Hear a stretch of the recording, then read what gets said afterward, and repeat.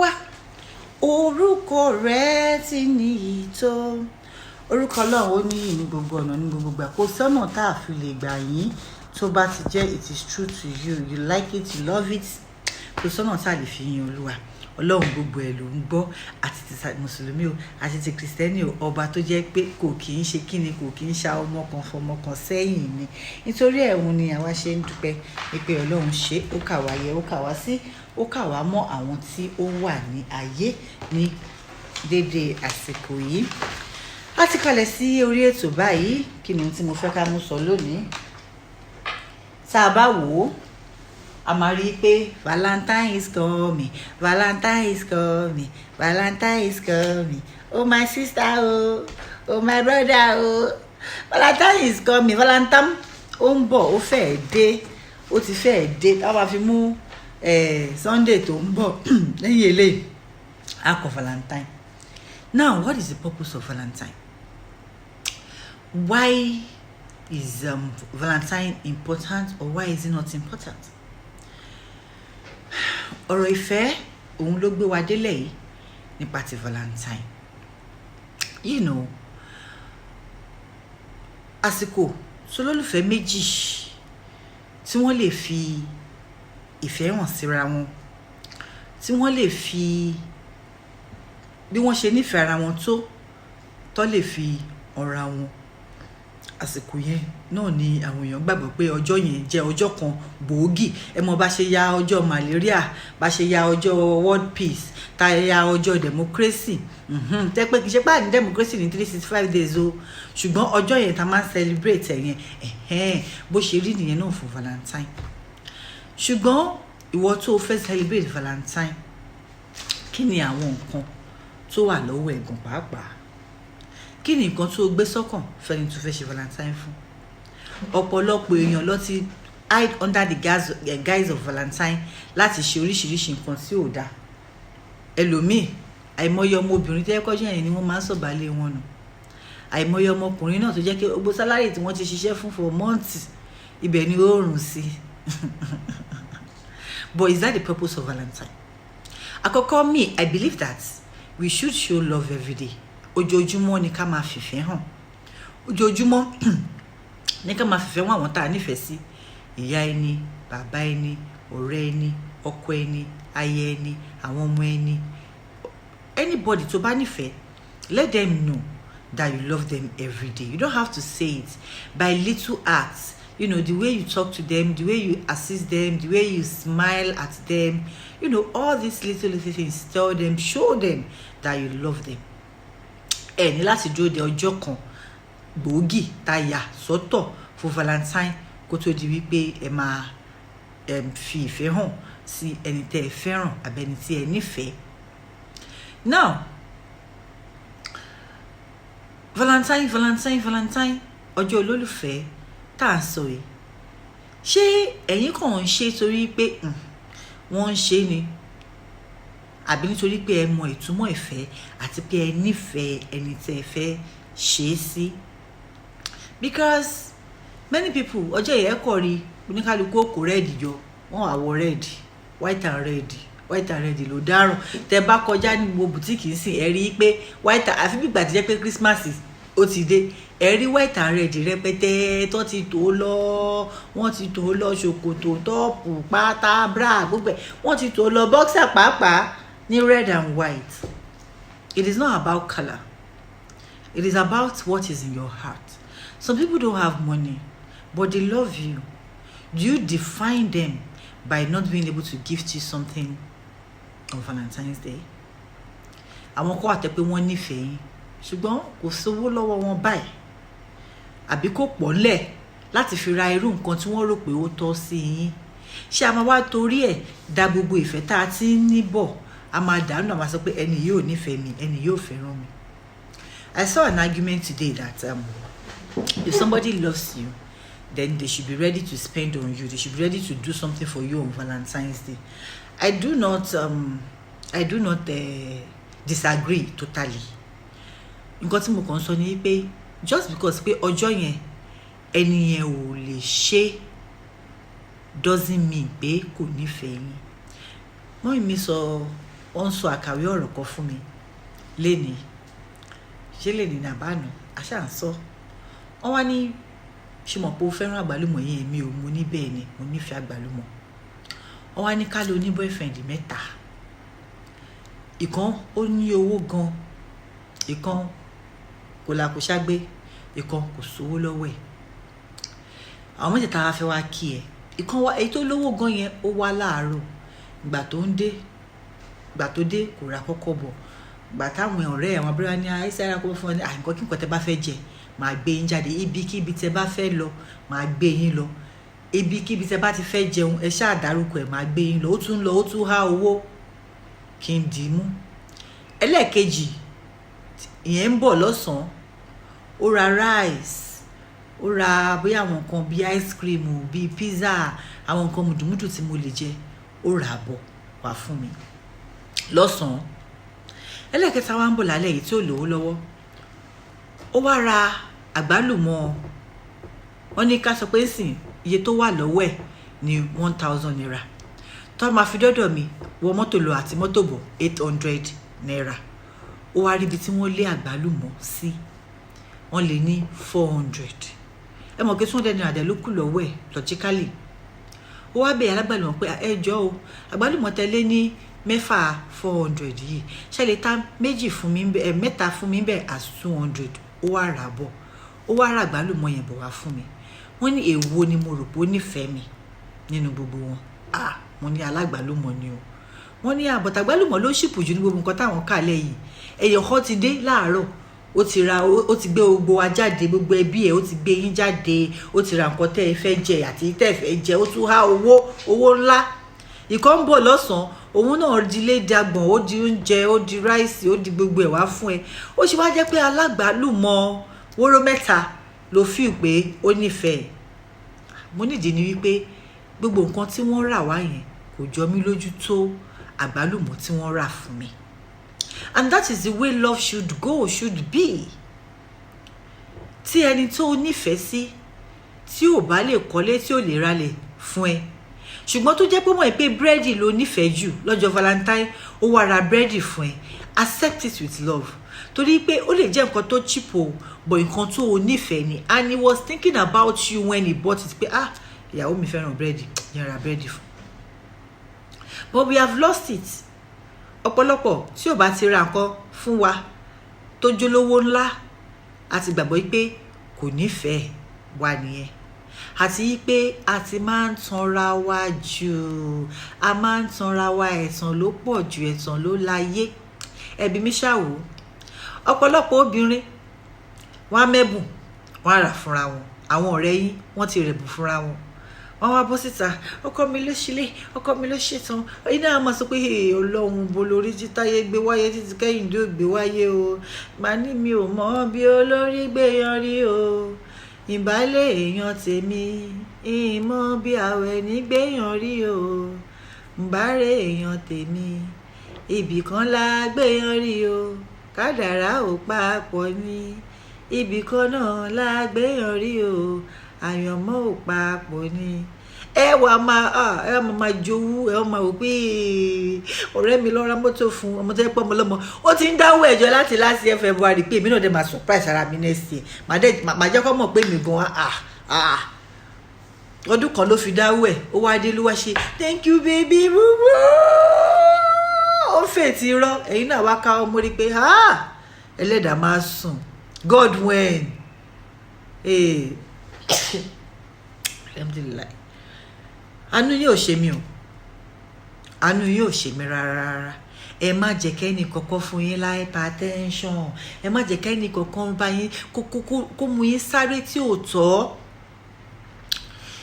ilé ẹni láti ń jòkúté onídòdó tó bá jẹ́ pé igi ìṣáná lolólùfẹ́ tí yín lè rà fún yín ẹ gbà with love kẹ́yìn kan bọ́ta kẹ́ni nǹkan tí dájú wa rà mi gbọ́dọ̀ sọ kọ́ má lọ gbọ́ ọkọ mi but dájú wa try o ọkọ mi try dájú wa try gan-an ni ọ̀rọ̀ mi ò yé ẹ jẹ́ ká mọ̀ wípé ìfẹ́ ò bẹ̀rẹ̀ kò dẹ̀ parí sọ́jọ́ yẹn ìfẹ́ ò bẹ̀rẹ̀ kò parí sọ́jọ́ Valentine. Olólùfẹ́ yín tí ò rí nǹkan rà fún yín lè ní ó ṣeé ṣe kó ríra lọ́la. Ẹ jẹ́ kí n wá bọ́ sọ́dọ̀ àwọn obìnrin. Ẹ dákun àwọn obìnrin, kí ló yẹ tá a fi ròyìn pé gbogbo ọdún tó bá tiẹ̀ wà àtó pásọ́nà o àti ò pásọ́nà o ọkùnrin ló máa ń rẹ̀bù fóbìnrin.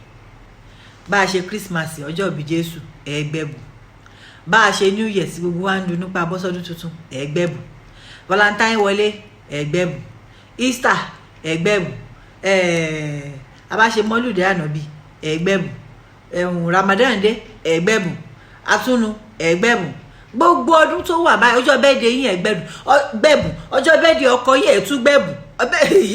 Kí ló dé? Love is not one way. It is give and take. You give and you take. You give and you receive. It is not just take. Ó máa súyàn.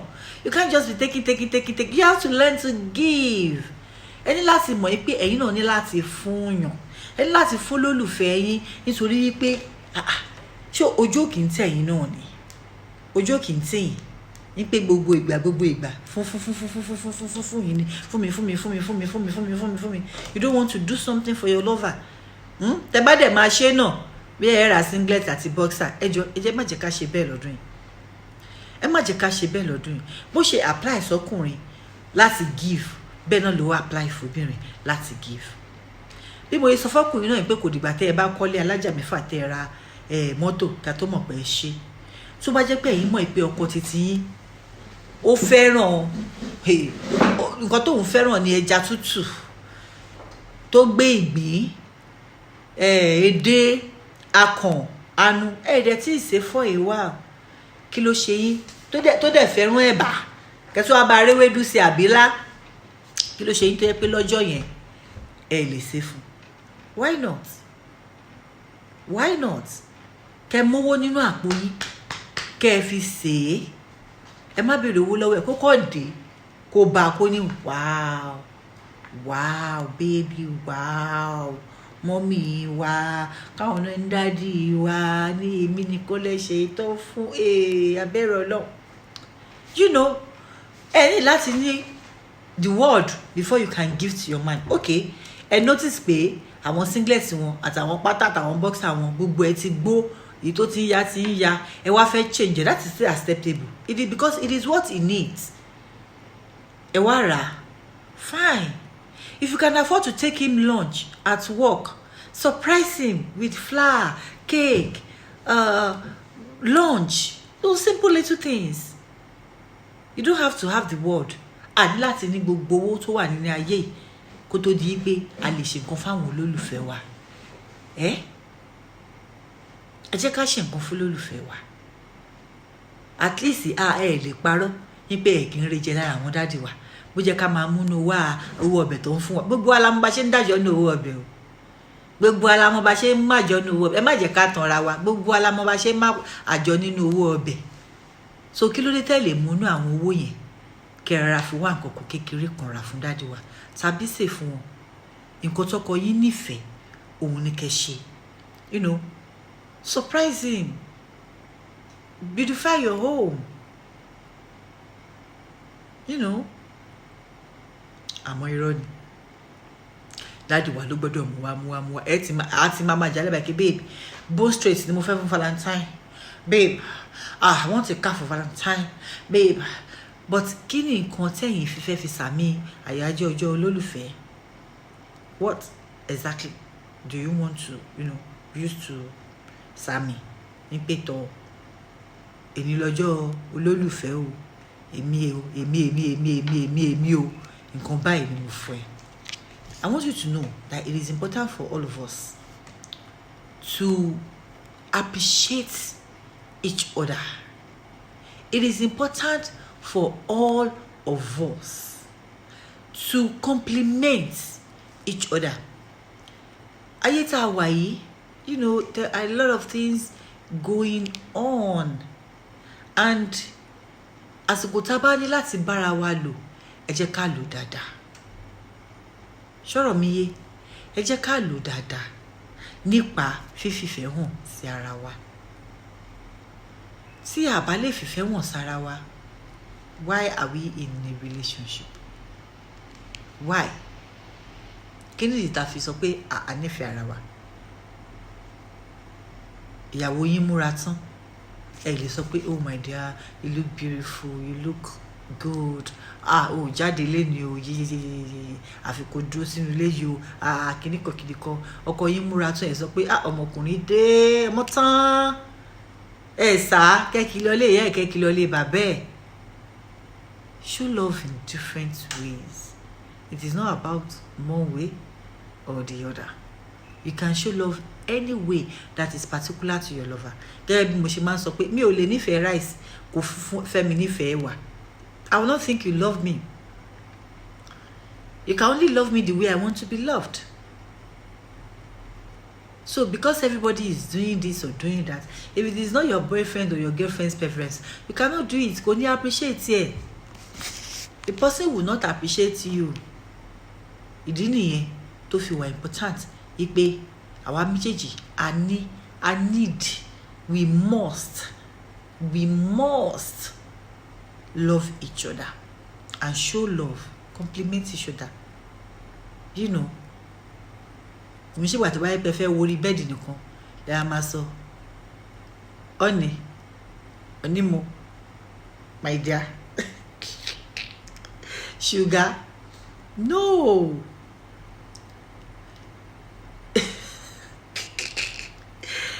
Anytime, show love. Ẹ fi ìfẹ́ hàn lọ́nà tó tọ́. Whatever your lover like, do it for them. Valentine ò kì í ṣe holiday tó jábọ́ sí wa lórí. Holiday tó yẹ pé a mọ̀ pé ó ń bọ̀ ni. You can start planning from December. A mọ̀ pé òkè kò pọ̀. Ó dà jẹ́ kí n máa dá 100 naira. Ìgbà tó bá máa fi di February yìí tó bá ká, máa fi ra nǹkan fún olólùfẹ́ mi. Tó bá dẹ̀ pé owó ni lover ti yín like, no big deal, ẹ kó fún un. Tẹ́ ẹ bá ní àtọkùnrin o àtobìnrin o, àwa méjèèjì la jẹra wa lẹ́bùn. Ẹ̀bùn ká fìfẹ́ hàn síra wa. You know, it's not all about money or gift. Show love, make them feel special. Irú ọjọ́ yẹn, obìnrin, you can do pedicure, manicure for you. I believe that every woman, gbogbo obìnrin ló yẹ kó mọ bó ṣe ń ṣe pedicure and manicure. O lè má lè ṣe fún pé o fẹ́ fi pawó, but lè ṣe fún lólùfẹ́. You know, pamper them. Ẹni tó yẹ pé òun bá fọ ẹsẹ̀ lọ́wọ́, o ti gbé bóyá ẹran dídé àbí pọ̀ mọ́tọ́ yí látakàn, o ti gbé sẹ́gbẹ̀ẹ́ pé kó máa fi yẹn panu. Àti bóyá wine or beer, whatever it takes, drinks, you know. Ìwọ dẹ̀ ń fọ ẹsẹ̀ lọ́ntì ẹ̀, òun bá wọn gé kan náà, òun pamper wọn bí bébì, wọ́n ṣe tán o fọwọ́ wọn lẹ́rùn, o tún gbóúnjẹ fún wọn. You know, these little things ó máa help. Okay, ẹ lè ṣe nìyẹn, ẹ gbé wọn lọ salon níbi tó ti ń ṣe pé my dear, today I want to pamper you. After all, Ọlọ́run ṣe ọjọ́ Sunday lọ́jọ́ yẹn. I want to pamper you. Pamper him. Pamper your wife too. We all deserve to be loved. We deserve to be pampered. It is not okay to say you loved someone and not show them love one way or the other. Tó bá sọ pé ohun tá a bá fowó rà, you know, òun ló máa ń last lọ́wọ́ èèyàn. Bí èèyàn bá dẹ̀ fowó ròyì, ó yẹ kó kọ lójú. Ohun tí èèyàn bá fẹ́ràn ló máa ń kówó lé. Ọ̀rọ̀ mi yé, ohun tí èèyàn bá fẹ́ràn ló máa ń kówó lé. Ó lè máa pọ̀ o, ó dẹ̀ lè pọ̀. Àmọ́ torí pé èèyàn fẹ́ràn ẹ̀, àti kówó lé ò ní níyàn lára. Kò ní níyàn lára. Torí náà, ẹ jẹ́ ká fìfẹ́ wọn síra wa lójoojúmọ́ o. Lójoojúmọ́. I'm not talking about pé you have to wait till Valentine's Day to show love. No. If you want to be sexy every day. Fọkọ yín. Ohun tẹ́yin fẹ́ ṣe ni pé kọ́kọ́ yín máa rí yín lójoojúmọ́ kí inú ẹ̀ máa dùn pé ọmọ mo fẹ́. mi ò sọwọ́ nù. Ẹ wò ìyàwó mi, ẹ wo bó ṣe rẹwà, ẹ wo bó ṣe fine, ẹ wo bó ṣe dùn wò. You know, ó ń ṣe gbogbo gbà ìròmáyà. No. Ẹ wo bomb shot, ẹ wo spaghetti top láàrin ilé. Ẹ máa bẹ̀rẹ̀ kẹ́ máa dìde kẹ́ máa fẹ́ fùrọ̀ fún dáàdì. Kọ́ máa wò báyìí pé ṣe a máa ṣe nǹkan, a máa wá ṣe nǹkan. You know, ẹ bá wọn ṣeré tó yàtọ̀ lọ́jọ́ yẹn. Ẹ ṣe gbogbo eré tó yẹ kẹ́ ṣe. Kí dáàdì wa mọ̀ pé irú eré là máa rí. You know, it will be making him look forward to Valentine's Day. But kọ̀ náà ni, ìró ìmáyà náà ni. You want to look sexy for others, but you don't want to look sexy for your lover. Ẹ jẹ́ ká mọ̀ wípé men, they are creature of the eyes. Ìmọ̀ bí ṣe ṣògbó. Ìwọ̀n tí mo gbé yàtọ̀ ni pé ìwọ̀n tí wọ́n bá rí ló máa ń wù wọ́n. Ṣé understand? Àwọn obìnrin ìwọ̀n tá bá gbọ́ ló máa ń jẹ́ kọ́kùnrin wù wá. Bọ̀ṣẹ́ láwọn ọkùnrin ìwọ̀n tí wọ́n bá rí ló máa ń jẹ́ kóbìnrin wù wọ́n. Tọkùnrin bá rí ẹ tó fine, tó neat, tó múra dáadáa, you know, tó ṣàwọn nǹkan tó dáa, ó máa like ẹ. Àwọn obìnrin nǹkan tá bá gbọ́ ni pé bọ̀bọ́ yẹn èèyàn dáadáa ni, ó lówó lọ́wọ́, ó wà caring, ó wà loving, ẹrù tó gbé sísàlẹ̀ kò ń ṣe kékeré, ó ga, ó ṣe gbá, ó ṣe nǹkan táwọn obìnrin tá a máa ń gbọ́ nìyẹn tá máa fi wò pé pélé yóò jọkọ ẹni kó sì jálé ẹni. So ohun tóbìnrin bá gbọ́ ló máa ń wù lára ọkùnrin, ohun tọkùnrin bá rí ló máa ń wù lára obìnrin. But nígbà tí you are not looking appealing already, you are not looking tantalizing, you are not looking your best, he will not like you. Ẹlòmíì àdẹ́wà ń ta torí pé yẹn fàtẹ́ńṣọ́ ọkọ yín, a máa dì, a máa kù, a máa kẹ́, a máa ṣe gbogbo ẹ̀. Ẹ wà lọ́kọ yín ṣe tẹ̀. It is part of showing love, you know, to be sexy for your lover. Nǹkan tó fẹ́ nìyẹn, ẹ ṣe fún. Nǹkan tó kọ yín bá fẹ́, irú ìmúra tó fẹ́, you know, nínú ilé, ẹ ṣe fún. So that sometimes tọkọ yín bá wà níbiṣẹ́, a kò máa rò ní pé kí ni mo tá àjókòó tí gan pàápàá wo èmi lọ lè jàre mi sì ìyàwó mi. How many women can actually say my husband rush home because he misses me? Pé ọkọ mi ó máa ń sáré bọ̀ nílé nítorí pé ó miss mi bàjẹ́, nítorí pé ìṣe ni mò ń dá lọ́rùn. Ọ̀pọ̀lọpọ̀ wọn máa ń sáré fún yín ni nítorí pé tó bá ti wọlé báyìí wàhálà kan ni àbí kejì, ìṣòro kan ni àbí kejì. Tó bá ti wọlé báyìí ẹ ti bẹ̀rẹ̀ ọlọ́mọ yín wá láti school àti gbogbo school oúnjẹ kò sí ẹ̀bà ńlẹ̀ kò sí pẹ̀lẹ́ ẹ ṣì gbà ẹ wo ìyá bàbá junior ó ṣẹ́ mi lénìí, ìyá junior ó gún mi níge, ọ̀rẹ́ mi kan ó ṣe gbà ọmọkùnrin yìí olùbàdí sí ó ti pẹ́ ó fowó jẹ́lẹ̀ kó tó lọ ìwọ tí ó ṣe ń bọ̀. You know, all those things. How is the man going to love you pẹ̀lú gbogbo ìwà yìí? How?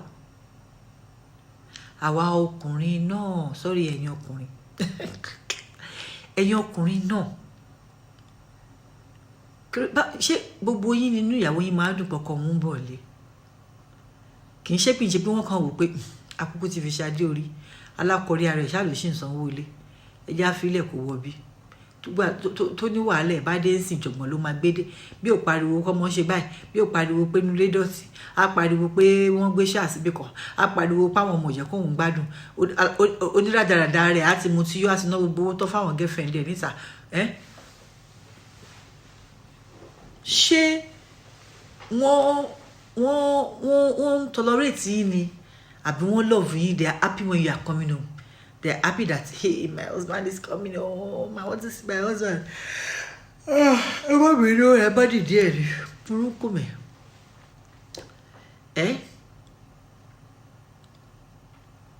It is important pé àwa méjèèjì we make the home conducive for living for each other. Àtọkùnrin àtobìnrin, ṣé rí inú ilé wa tá à ń gbé must be conducive. It must be your sanctuary, your peaceful zone. Ibi tẹ́ pé tíyàn bá ń lọ ilé inú ẹ̀ máa dùn pé I'm going home. Mo ti délé. Bẹ́ẹ̀dì mi rèé. You know.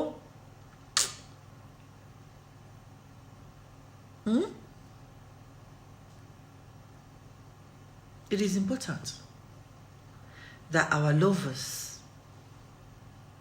are our friend and they are happy to come home to us.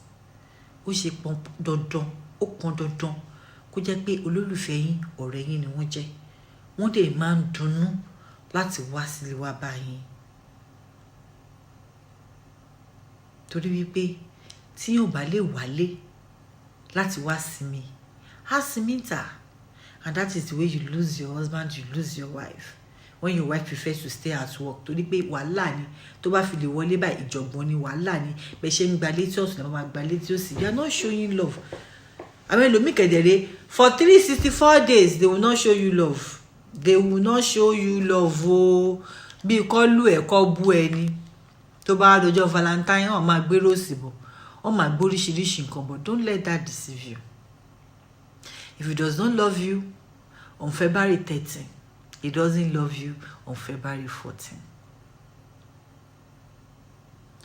Àmọ̀ràn mi sí gbogbo wa ni pé bó o bá ṣe fẹ́ kí wọ́n ṣe ẹ́, tó o bá ṣe fẹ́ kí wọ́n gbé ẹ, bẹ́ẹ̀ náà gẹ́lẹ́ ni kò ṣe gbólólùfẹ́ ẹ̀ tàbí ọmọlàkejì ẹ. Nǹkan tó bá fẹ́ kí wọ́n ṣe fún ẹ ni kò ṣe fún yàn. Nǹkan tó bá lè gbà má ṣe fún yàn. So that goodness can go round in the world. Ṣọ́rọ̀ mi yé. Àwọn ọ̀dọ́ tó jẹ́ pé ọjọ́ Valentine ọ̀tọ̀ nìkan tẹ́yìn fẹ́ fi ṣe, àmọ̀ràn mi fún yín rèé. Ẹ má torí ọjọ́ kan. Wọ́n ti promise yín ní ẹ̀bùn ọjọ́ kan, ìgbádùn ọjọ́ kan, kẹ́ wá fi balẹ̀ ilé ara yín jẹ́ o. Ọ̀pọ̀lọpọ̀ ọmọ ni ó gbóyún lọ́jọ́ yẹn. Òótọ́ ọ̀rọ̀ bí ìsọkúsọ. Ọ̀pọ̀lọpọ̀ èèyàn ni ó pàdánù oríire lọ́jọ́ yẹn. Àwọn tó fẹ́ lo kádàrá yín tẹ́lẹ̀ tí wọ́n ti rí lọ́jọ́ Valentine bá fẹ́ bù kékeré, wọ́n bá fi gba millions of billions lára ẹ̀. You have to be careful. We all have to be careful.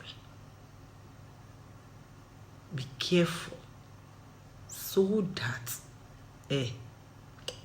ìwọ ọmọkùnrin náà, sugar mommy kan ti promise ẹ ní pé I love you. Ọkọ mi ò ní sílé lọ́jọ́ yẹn, ó máa travel. So tó bá ti wá, a máa gbé jáde. Owó tó ń béèrè lọ́mú láti jọjọ yẹn máa fún ẹ. Àánú rẹ ò ṣe mí o. Think about your future. Owó tó fẹ́ fún ẹ sìn, I promise you if you work hard you can get it by yourself. Think about it very, very well. Ẹ̀dẹ̀ jọ̀ọ́, ẹ̀yin òbí ẹ fà àwọn ọmọ yín létí. Ẹni bá fẹ́ jáde kó dágbére ibi tó ń lọ. Kó má di wípé, Ọlọ́run má jẹ́ kó jí wa gbé o. Àmín. Wọn ò ní jí wa gbé, wọn ò ní jẹ́ ọmọ wa gbé torí pé ọmọ mi kú. Ó sàn jọ ọmọ mi nù lọ o. Ẹ̀bẹ̀ àwọn ọmọ yín, ibikíbi tí wọ́n bá ń lọ, kó dágbére. Ẹni tó fẹ́ lọ bá, kó dágbére ẹ̀, kó sorúkọ ẹ̀ fún yín.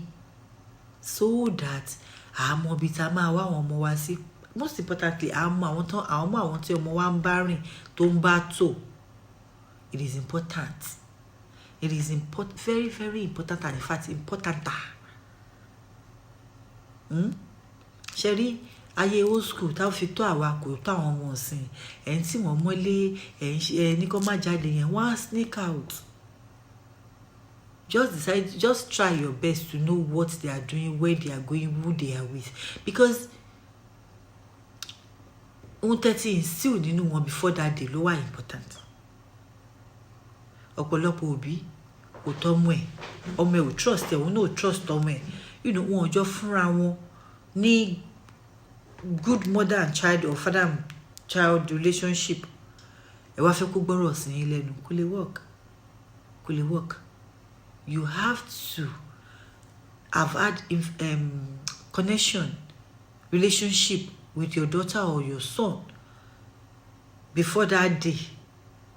Èmi ìgbà mo kéré Valentine ṣáàkì mi torí màmí ti sọ fún mi pé kò sí kankan nú ẹ̀ tí n bá ti dàgbà tí n relé ọkọ ọlọ́kọ mi yóò ṣe Valentine fún mi. So I was never about it because I had a good relationship with my mother.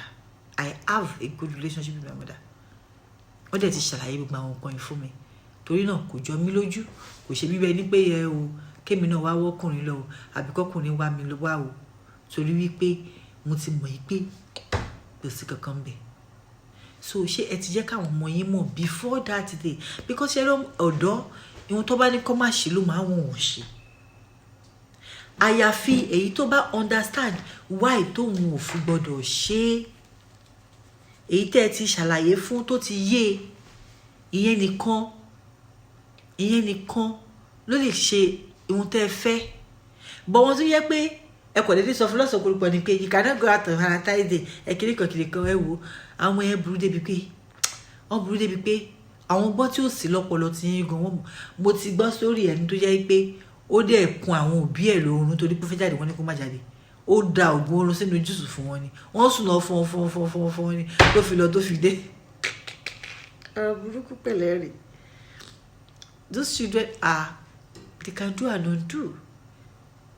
What you have instilled in your child before that day, it is what is important. So mo lérò pé mo ti dé ọ̀dọ̀ bàbá, mo ti dọ́dọ̀ ìyá, mo ti dọ́dọ̀ ọmọ, mo ti dọ́dọ̀ àwọn olólùfẹ́, mo ti advice gbogbo wa síra wa. So bí mo ṣe sọ ṣáájú àgbálùmọ̀ lé mi like sẹ́ni tó bá nífẹ̀ẹ́ mi kó fàgbálùmọ̀ ránṣẹ́ sí mi. Ara burúkú mẹ́rẹ̀ẹ̀rin ẹ tó bá nífẹ̀ẹ́ mi kó fi àgbálùmọ̀ kó fi ránṣẹ́ sí mi o.